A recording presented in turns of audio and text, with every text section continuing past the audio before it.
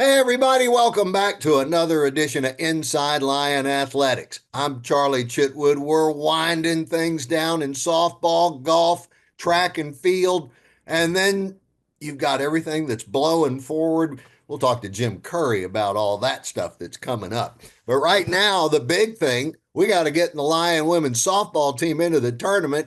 And here's the skipper herself, Brittany Miller. Coach, you just got to get one to help you get in. But if you get two wins against Houston this weekend, you're set. Yes, we got big weekend. We control our own destiny, which is always a good thing. And so we got to go out there one pitch at a time and take care of the game in front of us. Talk about the similarities of the two clubs. You've seen Houston Christian on tape, getting ready for this one. Are they heavy pitching, heavy with hitting? They're down in the half of the standings that we're in, so they could be a little bit of both. Yeah, they got some pitchers in the circle that if they're on, they're gonna control the game. But I think offensively, we come out and we attack the zone like we've been doing. We put ourselves in a good situation. If our pitchers come out and attack the zone, they got some great swingers. So as long as we're attacking the zone and making our pitches, then we should be able to handle their offense as well. Okay, the ball yard down in Houston, natural grass, Mhm. dirt, and the Mhm. plate pounded into that dirt. That's kind of that's good. That's bad. What do your players like best? Natural or the artificial surface that speeds things up? Well, I think since we play on the turf all the time, they would prefer the turf, but we played well in dirt as well. So we just got to go out there and handle the ball, take care of the ball. We're going to have a little bit of weather, I think, probably on Friday. So we just got to do the things that we need to do in order to keep moving forward and take care of the ball. Okay, so this is going to be an important series, not just to the Lions and Huskies, but everybody else in the Southland Conference. Everybody will be keeping an eye on the A&M Corpus versus Northwestern State series, Mhm. everybody that is near them, and we want to keep them behind us. So, how do we want that one to go? If the Lions manage to come up with two wins, coach, then A&M Corpus would have to win three to knock the Lions out, and that might be tough. If they go 2-1 against the Lady Demons, East Texas is in via the tiebreaker as the number 8 seed, and it would take a Northwestern State sweep and then one by Houston Christian of us to knock us totally out. There's a lot of ways this could go. Oh yeah, there's a lot of ways it can go, and really, we just got to take care of ourselves because if we do that, then we control what we need to do. If we don't take control of ourselves, then we're gonna need help from Northwestern State and Corpus. So you're an old pitcher. We've said that once or twice before. Coach, how much time do you spend just being in the head and helping keep Katie and Julia and Maddie all kind of on an even keel going into this set? We talk all the time about just keeping our composure and making sure that we're just attacking and in attack mode. Nothing changes. We got to still do our job. And at the end of the day, our job is to attack the zone and make sure that we keep hitters off balance. And so we're going to continue that talk throughout the weekend and put ourselves in the best situation.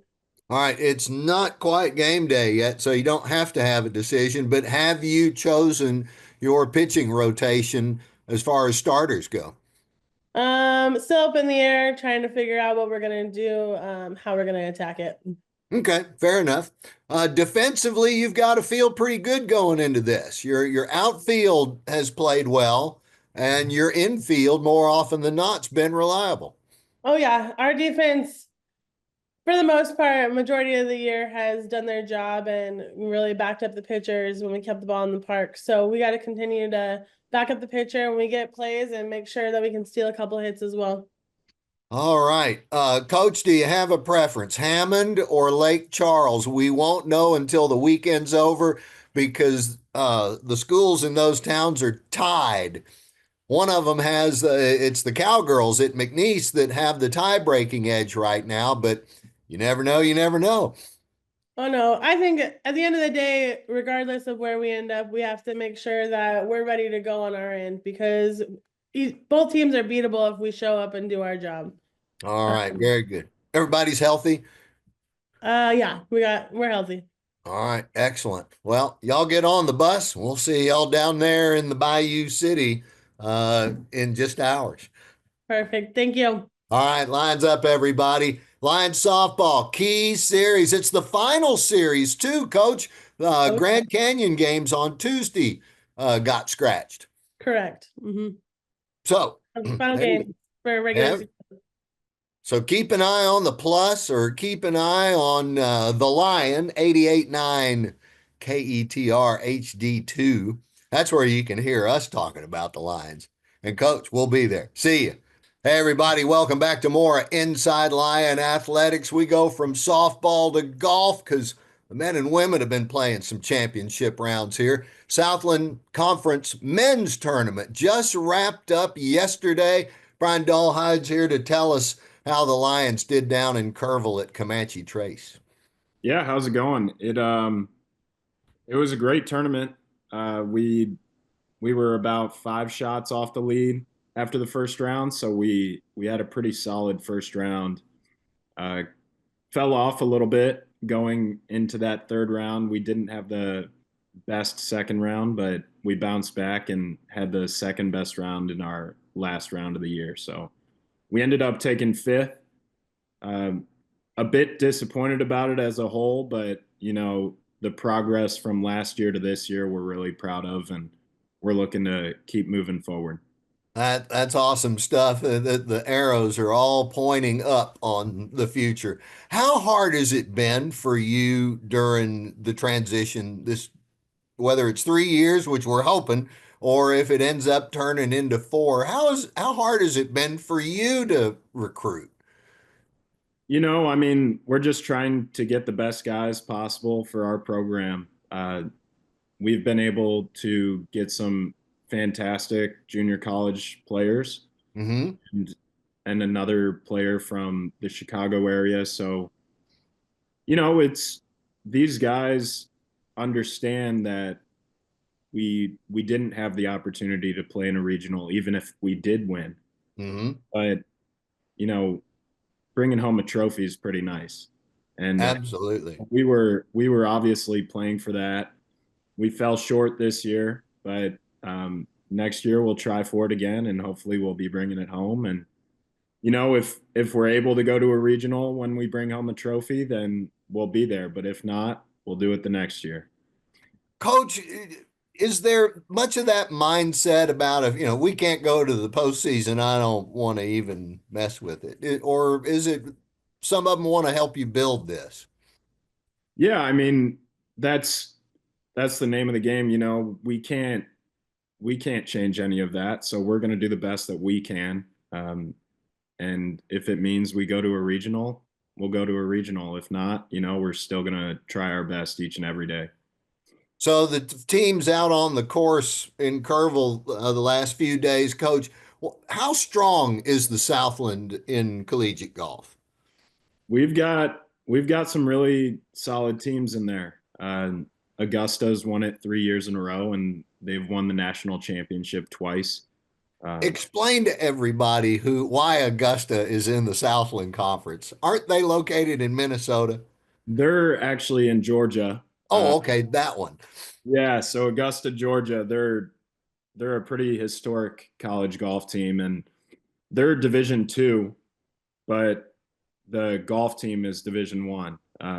Just being located in Augusta, it's a pretty fantastic spot for golf, especially after the Masters not too long ago. But Oh, kidding. yeah, so Don't tell me that's their home course. no, no, no, no, that is not their home course. That would be something. But yeah, so they won the national championship in 2010 and 2011. So they've always had a pretty solid program. And then yeah, no, we've got some great teams in there. We see them quite often, so it's nice to be able to stack up ourselves against them Hmm. here. Um, but yeah, it's a talented conference for sure.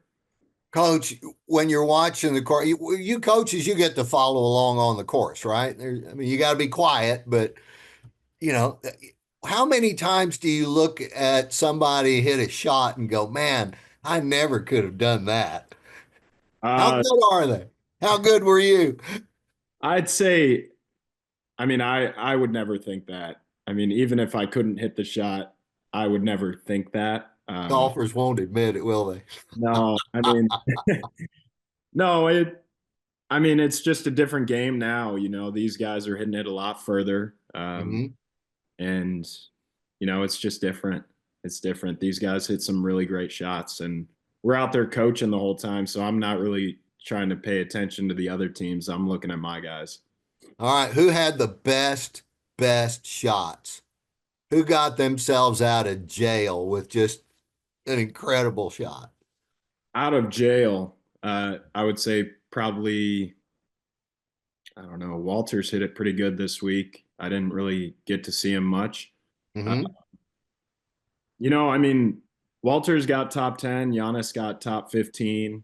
So it's got to be one of those two guys. Very good. Mhm. Man, there's not enough time to get out to see golf. But you guys do so well and are representing the school so well. And uh, the excitement now is like, okay, this might be the last year of the transition and next season's coming quick. What's the recruiting trail like for you from here? So we just brought in a transfer from Wyoming, so we're really excited to have him. He's from Texas, so he'll have one last year Hmm. coming into our program, so he'll be pretty helpful for us. And all these guys are returning next year, so we're going to be pretty stacked. So I'm looking forward to that and getting some work in this summer, and bringing these guys all back next year. All right, so in the off season, they're working on their game. They have a plan to go. If you need to work on your short game more than anything else, that's where you go. Or what about the long ball? It's not like, okay, time to hit the weight room, guys. No, I mean, obviously some guys will be working on speed, trying to hit the ball further, but they work on everything, whether you're good at it or you're decent at it, you're trying to fine tune your entire game. Uh, Hmm. so they're going to be working on everything, and then they're going to be competing in their summer tournaments wherever they're going. That's right. We have talked a little bit about that. You played summer tournaments in your day? Yeah. What were some of the favorite ones that you found a way into? Playing down in Florida, you could play year round, obviously, kind of just like Texas. Hmm.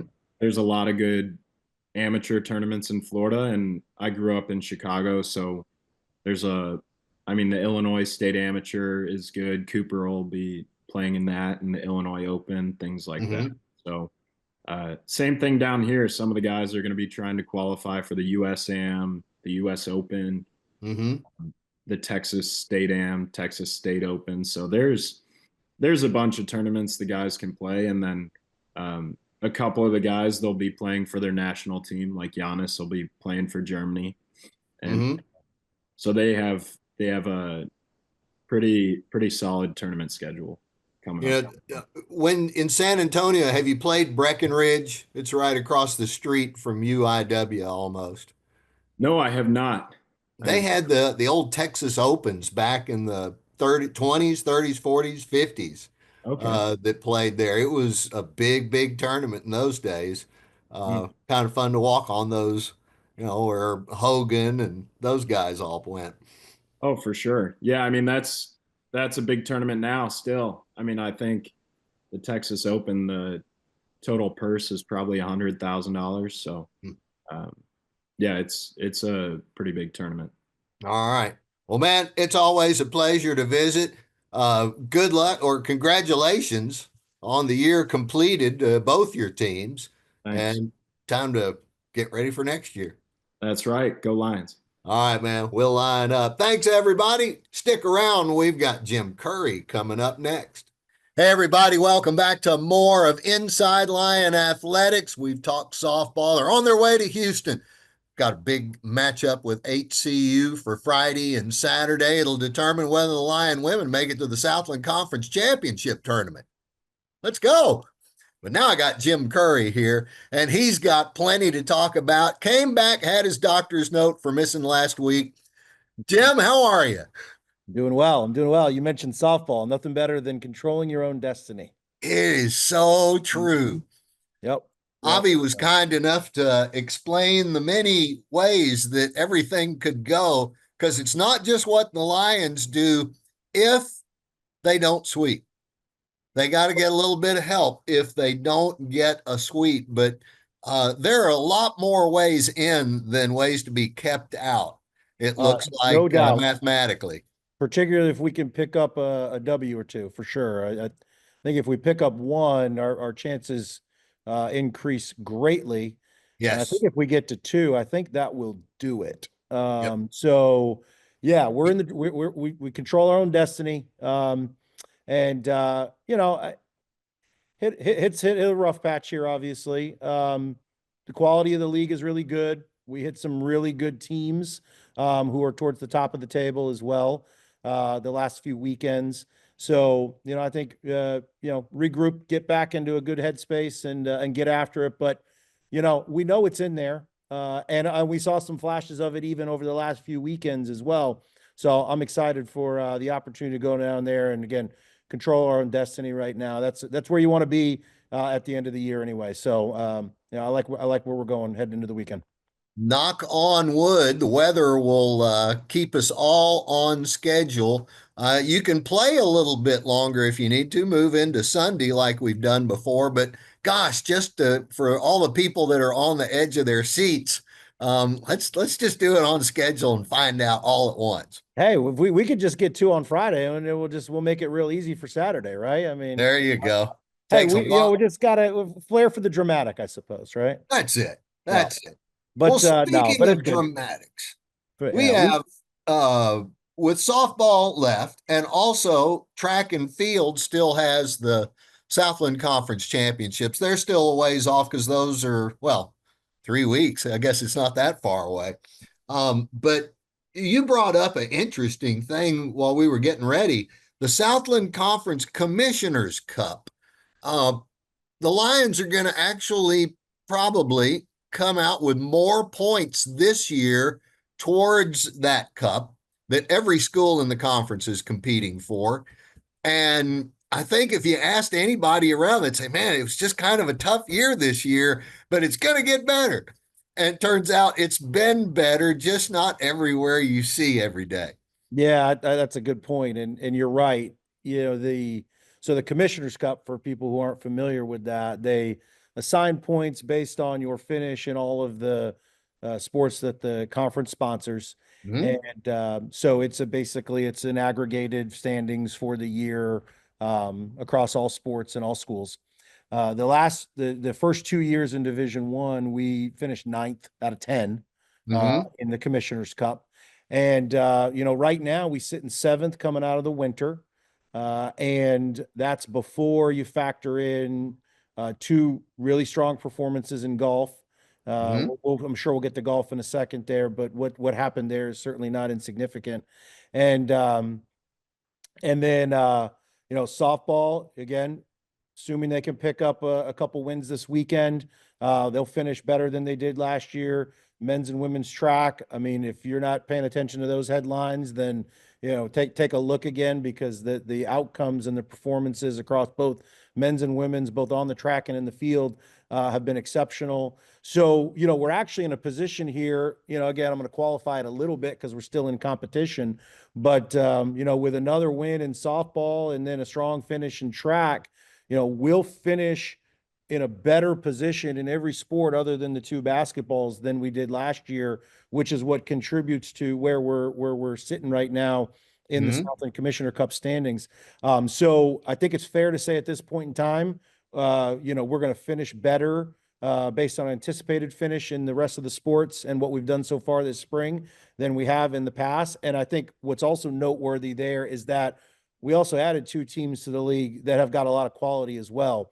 So not only Mhm. will we finish higher, but we're going to finish higher in a deeper league. And to your point, yeah, I think maybe that may surprise some folks when you think about that. You know, obviously basketball is a very highly visible sport. We didn't have the seasons we wanted to in either one of those sports. Let's just call it what it is, right? Mhm. And obviously they capture a lot of your attention because we only have indoor track going on at the same time. And so it's obviously easy to kind of maybe get caught up in what's happening in basketball, both good or bad. But certainly does not take away from what happened in the fall where, you know, football improved and they're finished. Soccer improved, cross country improved, volleyball was improved. And now you fast forward to the fall. Well, let's not discount what happened in indoor track as well, but Mhm. they improved. Fast forward to the spring, golf, both golfs improve. And then, you know, softball's got an opportunity here this weekend to solidify that. Track, outdoor track is obviously on a great trajectory right now. And so when you put it all together, then that's how we produce those improved outcomes overall. Hey, let me ask you, when you were at Florida State, and even in your previous stops before that, how many times did you have the fastest 4x200 meter men's relay team on the planet? Never is the answer to Never? that. Never to that. So yeah. So I mean, it kind of goes back to again, credit to what George is doing out there. But I said this to our SAC group a couple weeks ago. What we can definitively say, you know, unequivocally here right now is that we are developing world-class athletes at East Texas A&M.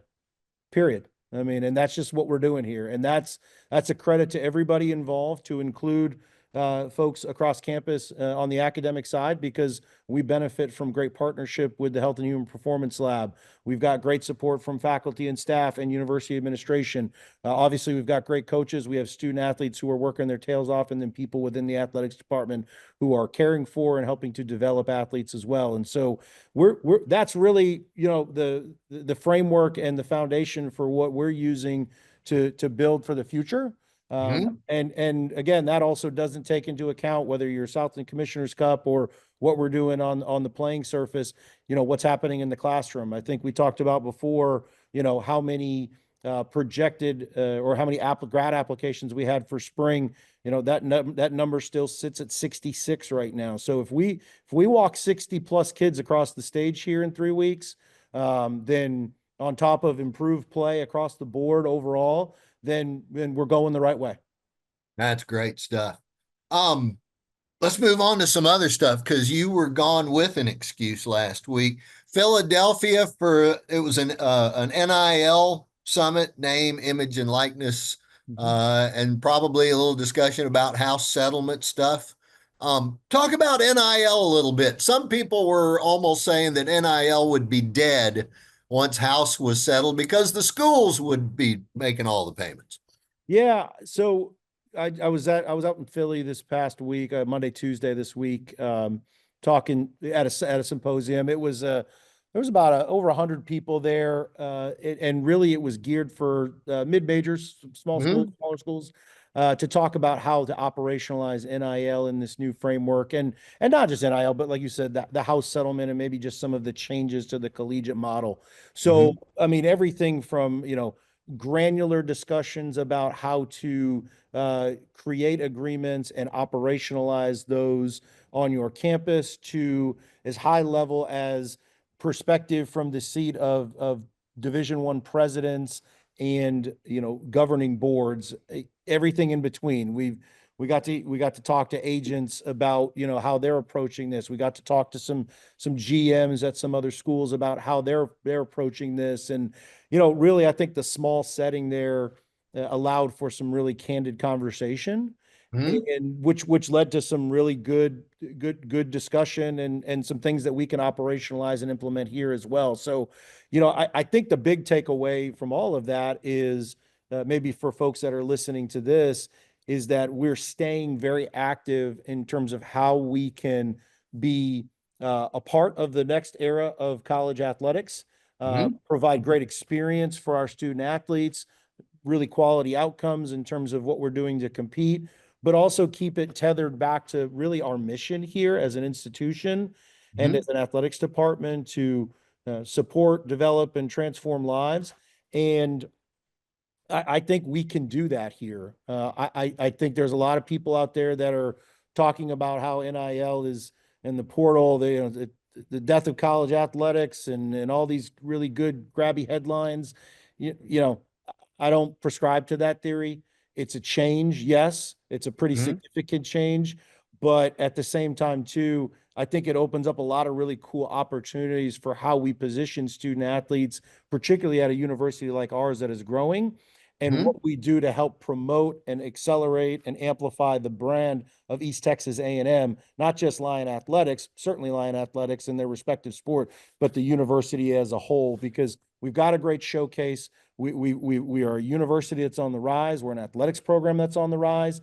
Mhm. And I think we've got great opportunity there if we position this the right way to get really, really quality outcomes in terms of how we provide more direct benefits to student athletes and maybe Mhm. reimagine what that looks like from that perspective, but also create really quality constructive outcomes on the other side as well.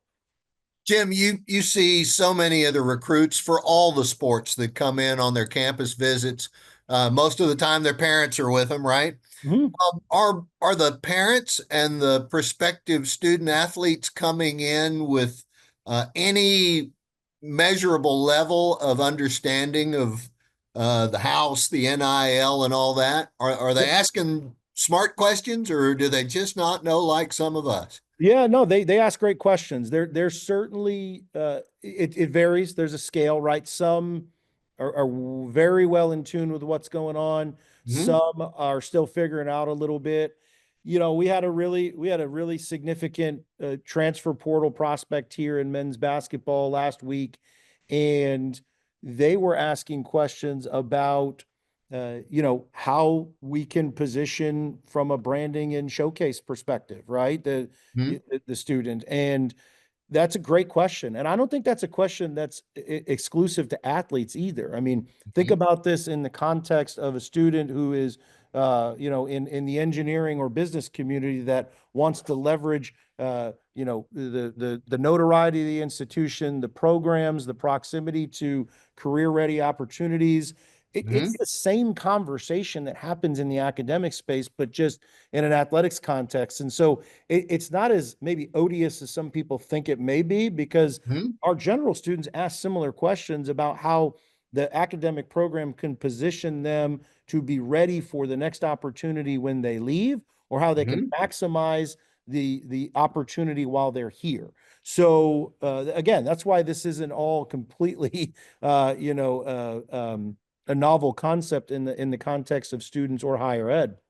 But we've got a great story to tell right now about growth, about showcase, the platform that we've got, the geography and the proximity to market that we occupy.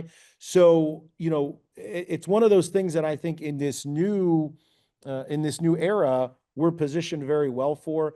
I say it all the time. Geography is a comparative advantage for us that Hmm. that transcends in many different ways, whether that be from a recruiting, a marketability, an NIL opportunity perspective, a job placement, or career readiness opportunity. I also think our league and what we're doing as a league and the markets that we occupy as part of our league footprint, Hmm. Dallas, Houston, San Antonio, New Orleans, and everything in between, those are major DMAs in this area, thanks to the work that Avi and his team does. We're Hmm. we're, we're broadcasting across the globe on the digital platform, ESPN Plus. Obviously, that's a major brand partner as well. And we're doing that at a clip from an available inventory perspective at a higher clip than anybody else in the Southern Conference. So we have so many things that we're doing to help support student athletes in this space to not only help propel and allow them to maximize individual opportunity, but to Hmm. maximize opportunities for the university, our sports programs, and beyond. Wow. We got so much going on. It's so much fun.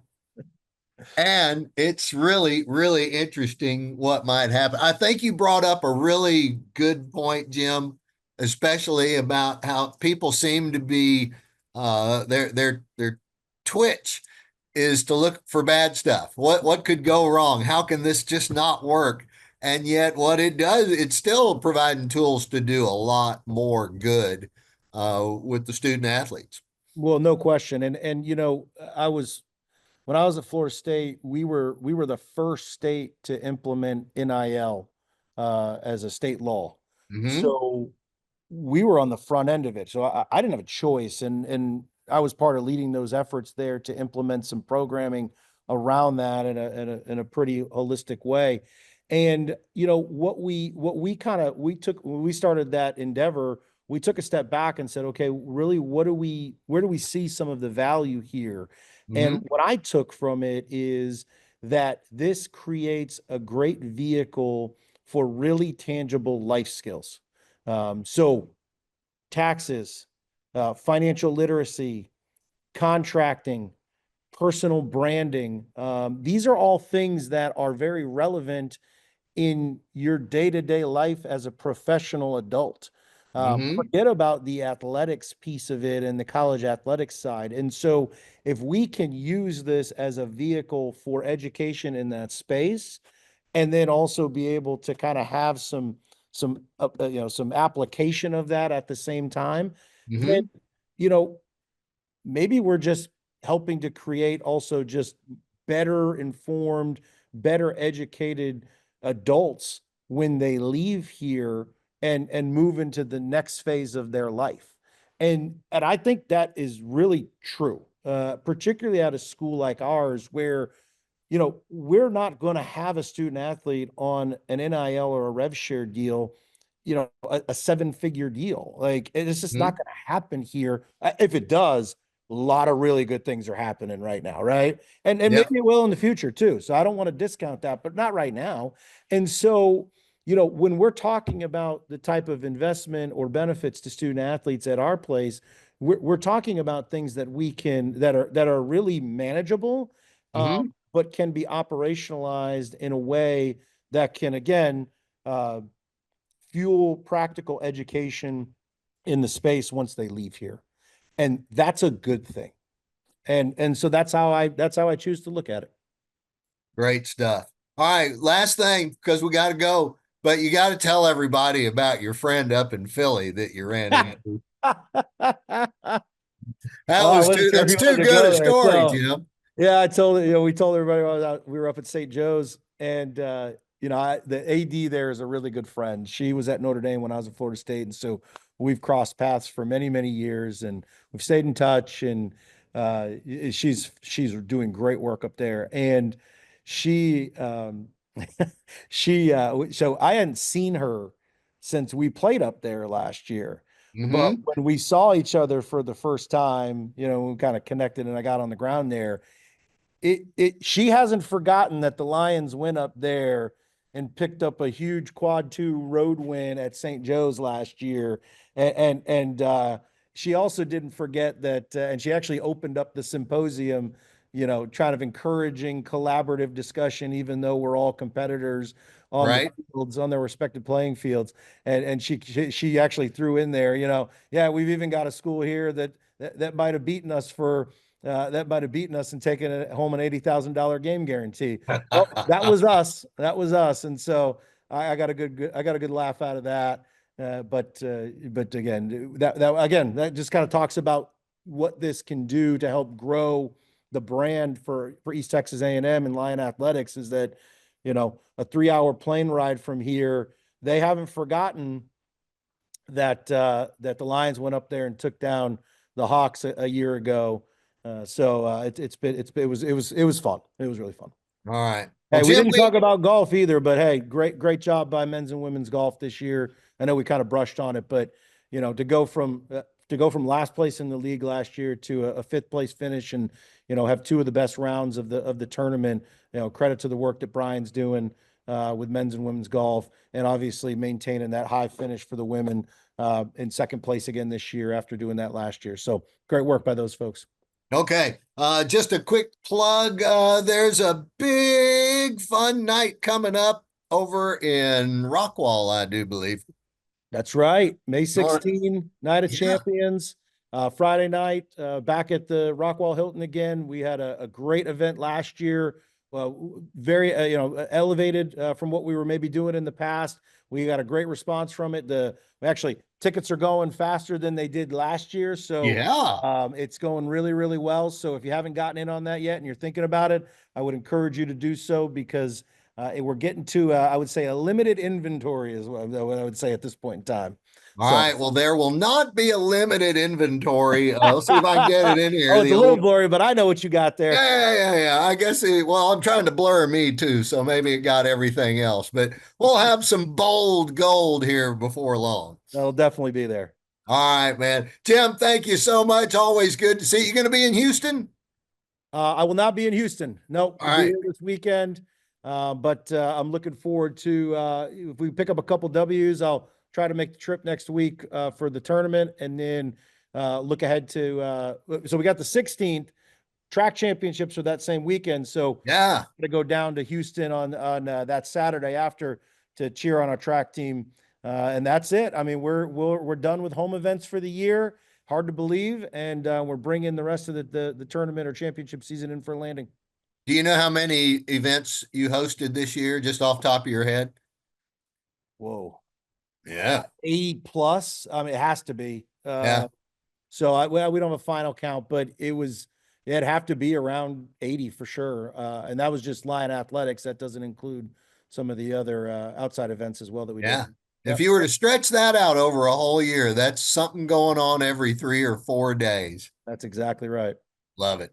Jim, thanks again. Folks, thanks for tuning in for this edition of Inside Lion Athletics. Got a few more episodes left, I think, before we wrap up the 24-25 schedule. Who'd have thought we'd make it this far? Take care. We'll talk to you from Houston, everybody. Go Lions.